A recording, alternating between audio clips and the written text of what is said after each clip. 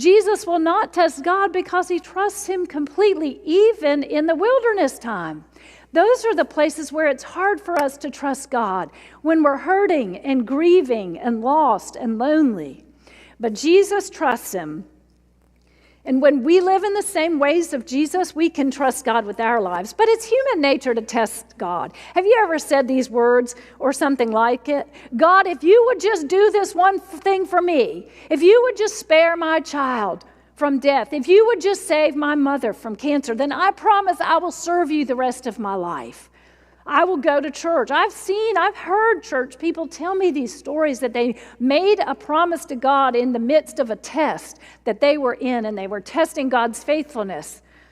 God, I will test your love for me. I'll be as bad as I can be to see if you'll still love and forgive me. I've known a person who was like that.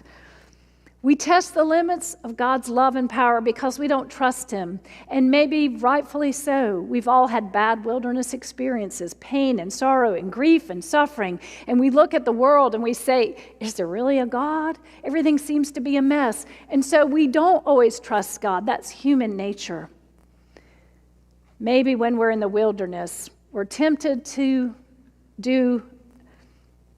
lose that trust.